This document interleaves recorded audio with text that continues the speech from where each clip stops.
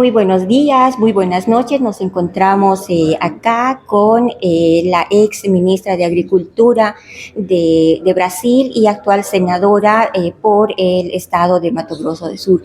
Con ella vamos a conversar sobre las claves, lo importante en el desarrollo y qué es lo que nos puede servir de ejemplo para Bolivia respecto a la agroindustria, al desarrollo del agro en el vecino país Brasil. Quero cumprimentar a todos do AgroNews, dizer... Não é? Não, certo, só para ver se você fala diretamente. Tá.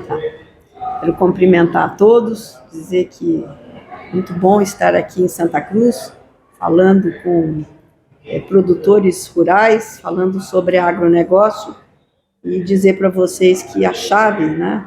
Não tenho essas chaves, mas eu acho que a Bolívia é um país que tem terras férteis, tem água, tem gente, né?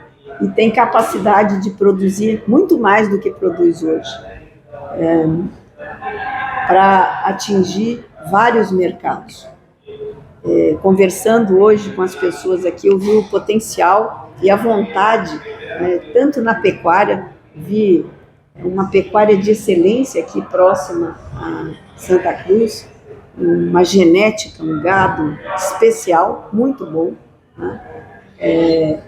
E vi também, conversei com muitos agricultores e vejo que a agricultura começa a se desenvolver de maneira rápida aqui na Bolívia.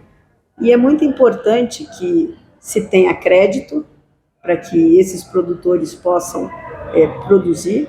Falei hoje muito sobre seguro rural, que é uma ferramenta importante, difícil, mas que é muito importante também começar a se pensar no seguro, porque quando se planta, você tem uma fábrica a céu aberto, então temos secas, temos muita chuva, temos vários intempéries e o agricultor precisa ter segurança para produzir. Precisamos de tecnologia, e hoje falamos aqui muito sobre tecnologia, o desenvolvimento de uma tecnologia apropriada aqui a esse país, a Bolívia. No Brasil, nós só nos desenvolvemos e crescemos o dia que a agricultura brasileira teve a sua própria tecnologia. Então, eu acho que essa é a chave, e também mercados, a comercialização. Eu sou favorável a se produzir mais, além da produção interna, também ter excedente para exportação. Eu acho que esses são os pontos que vão fazer com que a agricultura da Bolívia possa ir de vento em popa, seguindo aí os passos aí do Brasil, da Argentina, que também é uma grande produtora, o Paraguai, que tem uma pecuária excelente, e vocês têm muita coisa boa aqui. É agora crescer e usar muita tecnologia. Realmente importante lo que nos acaba de decir, ¿no? Se ha avanzado bastante en tecnología y creo que es un paso gigante que se ha dado para el desarrollo de este sector. Sin embargo, el tema del medio ambiente está ingresando como un elemento muy importante para definir el futuro del desarrollo de este sector. ¿Qué opina usted y qué es lo que se debería hacer para adelante para que haya un buen equilibrio entre el negocio, la producción, el cuidado del medio ambiente y el satisfacer a los consumidores? A produção e o meio ambiente, elas têm que andar juntas. Quem tem que conservar é o produtor rural, porque ele depende dos fatores do meio ambiente para continuar produzindo. Ele depende da água, ele depende do solo, então ele tem que cuidar do meio ambiente. Não é controverso produzir e conservar. Essas duas coisas caminham juntas. Agora, cada país tem as suas regras. No Brasil, nós temos uma lei que se chama Código Florestal, que foi discutida durante 10 anos no Congresso Nacional e depois foi aprovada, onde cada propriedade precisa ter um percentual de vegetação nativa preservada. Dependendo do bioma onde se encontra a propriedade, ele tem que conservar de 20% a 80% dessa vegetação. E nós temos feito isso, né, temos trabalhado muito isso para ter o Brasil com um meio ambiente preservado, e hoje nós temos mais de 70% de todos os biomas hoje preservados com a sua vegetação nativa. E produzimos. A agricultura que nós fazemos hoje só se utiliza de 8% do nosso território, que é muito pouco, né? E a pecuária 22%. Então, nós temos aí em torno de 30% da nossa área total voltadas à produção, e a produção e o meio ambiente têm que andar juntos nesse território. ¿Y cómo se compatibiliza el incremento de la producción de alimentos con el desarrollo sostenible y no el daño al medio ambiente? Algo un poquito más puntual en relación a la explicación que ya nos dio. Eu acho que isso a tecnologia nos trouxe isso.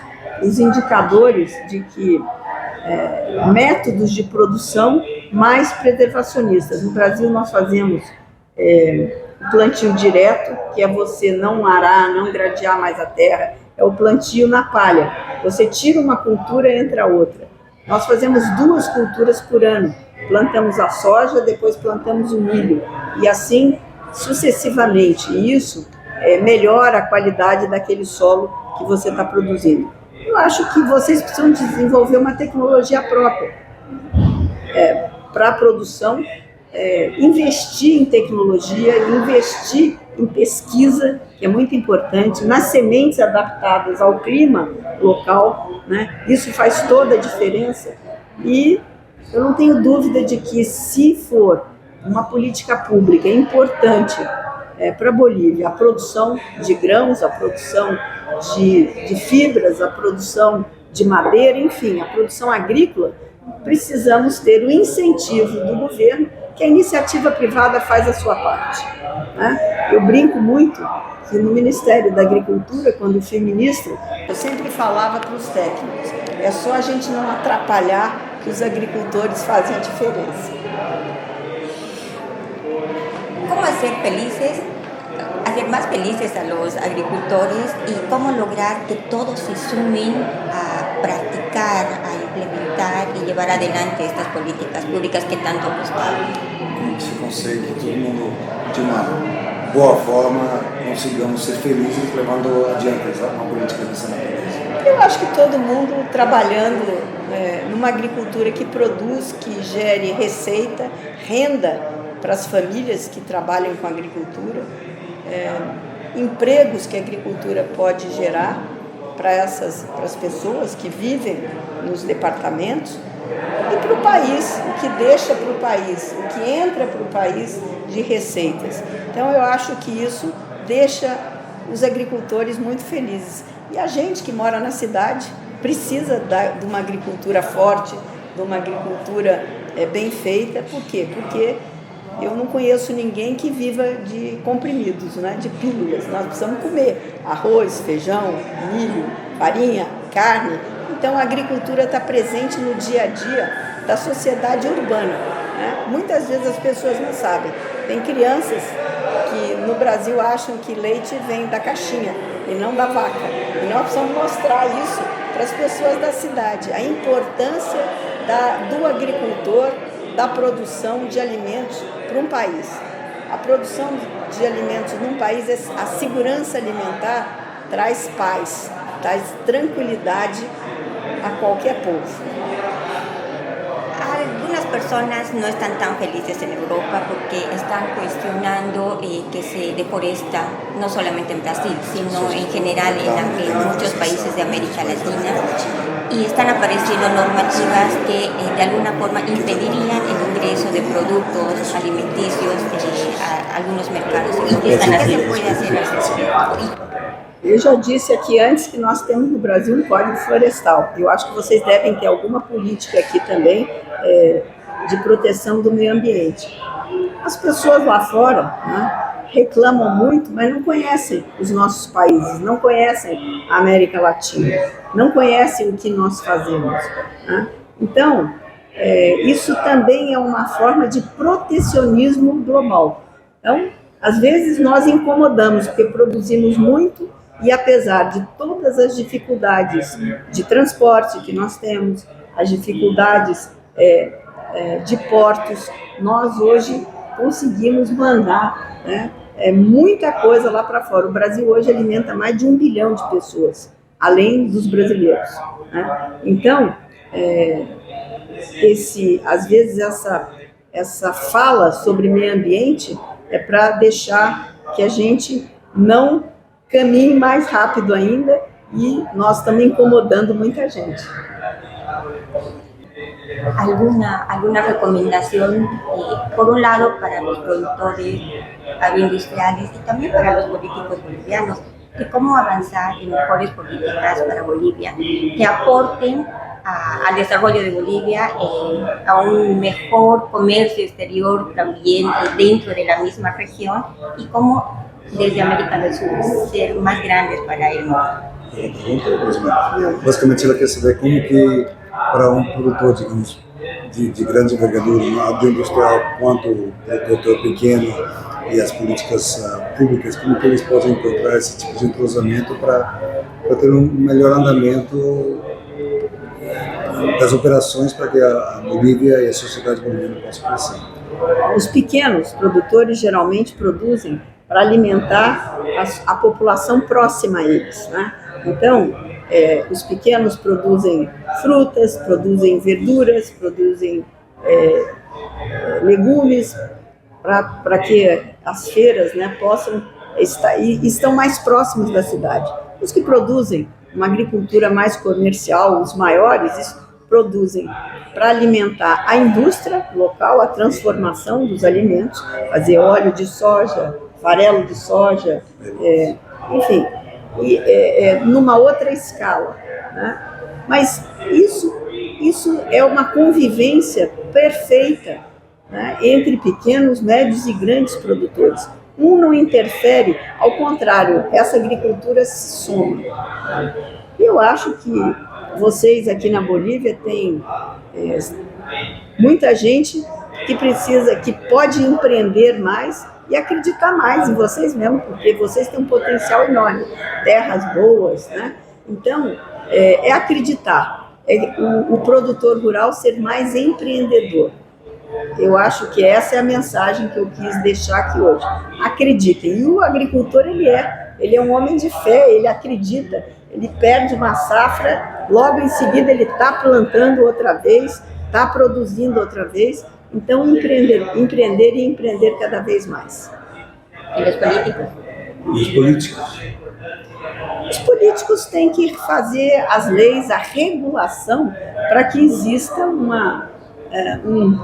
para que todo mundo saiba até onde pode ir, o que pode fazer e estimular políticas públicas que estimulem a produção cada vez maior do país. Como eu disse, produzir alimentos é segurança. A segurança alimentar, ela traz a segurança nacional. Os países, a gente vê a preocupação com alimentos. Você vê a China, que tem 1 bilhão e 400 milhões de pessoas, eles produzem muito, mas importam muito para manter os seus estoques. Por quê? Porque não ter comida é muito preocupante. Pode trazer tumultos, pode tirar a paz das cidades. Então, a produção é muito importante, que todo país tenha produção própria e também tenha que importar aquilo que ele, por algum motivo, não consegue produzir. Para el 2030, ¿cómo ve a Brasil y América del Sur? Em 2030, como você vê o Brasil? En el agronegócio. No agrobusiness.